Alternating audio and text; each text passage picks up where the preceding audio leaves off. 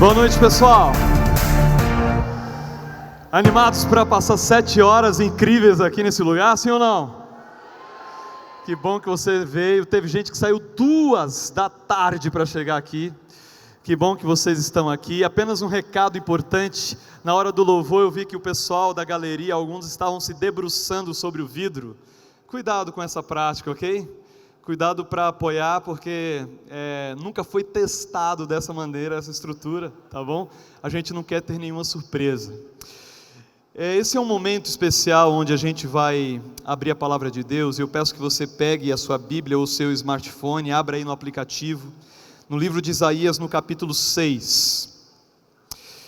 Eu era um garoto de 13 anos de idade, filho de pastor, morava na cidade de Mossoró, no Rio Grande do Norte, quando me escalaram para pregar numa quarta-feira numa igreja. Eu nunca tinha pregado na vida, e eu lembro que naquele dia, na verdade não naquele dia, em todos os momentos assim, a partir da hora que eu descobri que eu ia pregar, eu fiquei muito preocupado, e pensei no que falar, até que me lembrei de um sermão de meu pai, e o sermão do meu pai era baseado nesse texto, e era o sermão que ele mais pregava naquele tempo.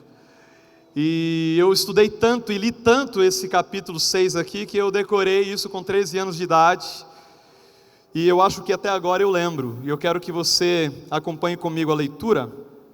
Isaías capítulo 6, verso 1 em diante, diz assim: No ano em que morreu o rei Uzias, eu vi o Senhor assentado sobre um alto e sublime trono, e as orlas do seu manto enchiam o templo. Os serafins estavam por sobre ele, cada um tinha 6 asas, com 2 cobriu o rosto, com 2 os pés, e com 2 voavam, e clamavam uns para os outros, dizendo: Santo, Santo, Santo, é o Senhor dos exércitos, toda a terra está cheia da sua glória. As bases do limiar se moveram com a voz do que clamava, e a casa se encheu de fumaça. Então disse eu: ai de mim, estou perdido, porque eu sou um homem de lábios impuros, e que habito no meio de um povo de impuros lábios, e os meus olhos viram o Rei, o Senhor dos exércitos. Então um dos serafins voou para mim, trazendo na mão uma brasa viva, que tirara do altar com uma tenaz. Com a brasa tocou a minha boca e disse: eis que ela tocou os teus lábios, a tua iniquidade foi tirada e perdoado o teu pecado. Depois disso, ouvi a voz do Senhor que dizia: a quem enviarei, e quem há de ir por nós? Então disse eu: eis-me aqui, envia-me a mim. Se você analisar o contexto aqui do livro de Isaías, você percebe que nos primeiros capítulos, Isaías, ele só bate no povo, ele só repreende o povo. A revelação de Deus para Isaías, ela é muito pesada para o povo de Israel, por conta da condição em que eles estavam. Mas aí de repente, a partir do capítulo 6, a descrição do encontro de Isaías com Deus, e diz que ele foi tomado em visão, e ele se viu dentro da casa de Deus, na presença de Deus, e toda essa cena extraordinária da glória de Deus, muita fumaça, a orla do manto de Deus assim cobrindo tudo, anjos ali por sobre Deus, e diante dessa visão extraordinária, ele faz a declaração: eu estou perdido, porque eu sou um homem de lábios impuros e habito no meio de um povo de lábios impuros. Depois a Bíblia diz que um anjo voa e toca na boca, nos lábios de Isaías com uma brasa, né? Se ele tivesse dito assim: eu sou um homem de olhos impuros, talvez o toque da brasa teria sido em outro ponto. Mas o que Isaías está dizendo aqui? Ele que estava repreendendo o povo antes, quando ele se viu na presença de Deus, ele percebeu que ele era farinha do mesmo saco. Ele era mais um daqueles a quem ele estava repreendendo antes. E ele clama: Senhor, eu sou um homem pecador, eu sou uma pessoa pior do que eu pensava ser. E gente, isso é um efeito tão bonito, que acontece sempre quando nós estamos expostos na presença de Deus. Quando a gente está na presença de Deus, diante da glória, diante da santidade dEle, diante da perspectiva de quem Ele é e de quem a gente começa a ver coisas que longe dessa perspectiva a gente não enxerga. A primeira coisa que acontece quando eu e você estamos na presença de Deus é entender quem nós somos, e foi isso que aconteceu aqui. Todo esse processo que Isaías viveu, enquanto a gente montava o programa dessa vigília, e eu trouxe o programa aqui, o programa está aqui em minhas mãos, toda a timeline da vigília está aqui, e está distribuída com um monte de gente que está trabalhando para que essa vigília aconteça. Mas quando a gente montou isso aqui, eu me lembrei de Isaías 6 e pensei assim: Senhor, que o mesmo que Isaías experimentou naquele dia, dentro do templo, na Tua presença, diante da Tua glória, que o resultado seja o mesmo para todos nós que vamos viver essa noite aqui. Que a gente perceba quem a gente é, que o Espírito Santo, a ação de Deus toque a nossa vida exatamente onde a gente necessita. Se são lábios, se são olhos, se são mente, se é mão, eu não sei, se é o ser inteiro, o corpo inteiro, eu não sei. Mas cada um aqui tem uma necessidade diferente, e a minha oração é que Deus toque precisamente nesse ponto que você mais necessita, que talvez nem você tenha consciência disso, para que ao final desse processo, você tenha condição de, ao ouvir o chamado de Deus, você diga assim: Senhor, estou aqui. Quer me enviar? Então me envia. Eu pertenço a Ti. Eu atendo esse chamado, sabe?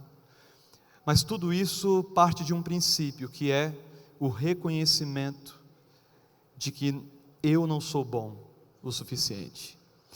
Interessante que algumas pessoas religiosas, elas não têm esse sentimento. Elas dizem que vão à presença de Deus, mas se tornam críticas. Elas dizem que servem a Deus, estão na presença de Deus e servem a Cristo, amam a Jesus, mas na rede social os comentários dela parece que são incompatíveis com isso, com essa experiência. Aí eu olho para Paulo, por exemplo, que diz assim em uma das suas cartas, ele fala assim: eu sou o maior dos pecadores. Aí eu penso assim: o maior dos pecadores, e eu sou quem então? Se Paulo, um homem cheio do Espírito Santo, ele diz assim: cara, eu sou o pior de todos.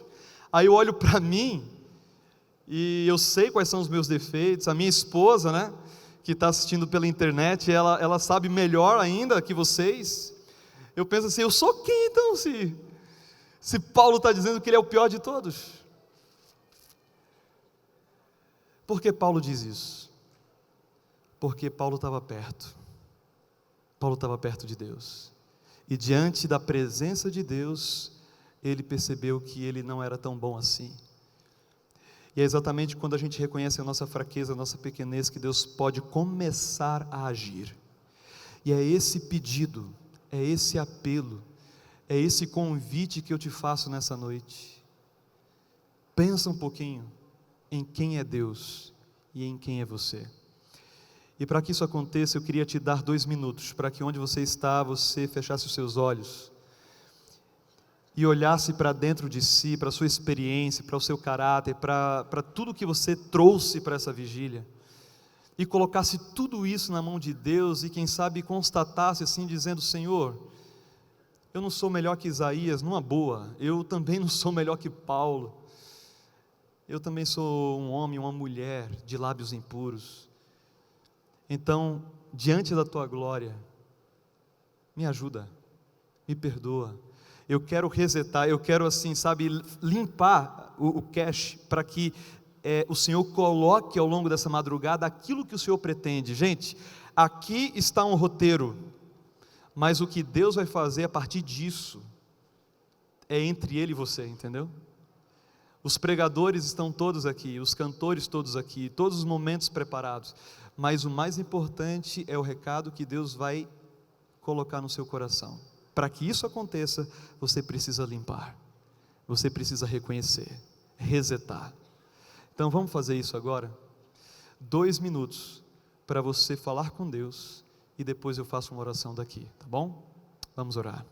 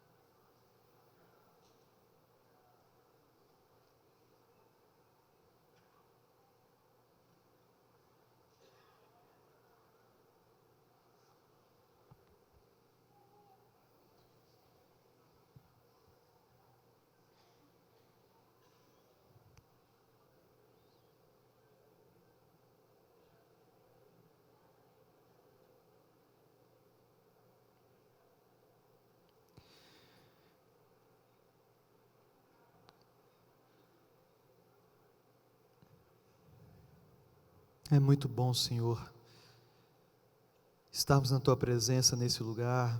Muito obrigado por Tua proteção. Muito obrigado porque, a despeito de quem somos, o Senhor tem sido tão bom para com a gente.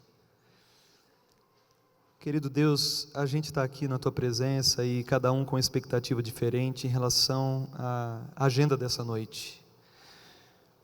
Mas o Senhor tem um propósito, o Senhor tem uma agenda. O Senhor vai fazer chamados diferentes para pessoas diferentes. E diante da Tua palavra, Senhor, a gente entende que o primeiro passo é a gente reconhecer quem a gente é. Dizendo a verdade, sem vergonha, sem máscaras, para que o Senhor possa operar em nós, transmitir o Teu recado. E a nossa expectativa é que milagres aconteçam nessa madrugada, Pai. O Senhor Jesus passava muitas madrugadas, a gente passa de vez em quando e a gente precisa de tanto estímulo para vir. Mas que tudo isso seja apenas alguns recursos, instrumentos que o Senhor irá usar para transformar nossa vida, para purificar o nosso pecado, para nos dar a perspectiva exata dos Teus planos para nós. Nós queremos sair daqui, Senhor, totalmente, totalmente, talvez não, porque nós somos muito pequenos, mas a gente precisa ter pelo menos uma ideia daquilo que o Senhor pretende para a nossa vida, Senhor. Então, independente de quem somos, na condição em que chegamos aqui, toca exatamente onde o Senhor pretende tocar na nossa vida. Fala aquilo que o Senhor pretende. Nós queremos a partir de agora limpar o caminho, abrir essa avenida para que o Senhor possa transitar livremente, direto à nossa mente, ao nosso coração. É o que a gente te pede e te agradece em nome e por amor de Jesus. Amém.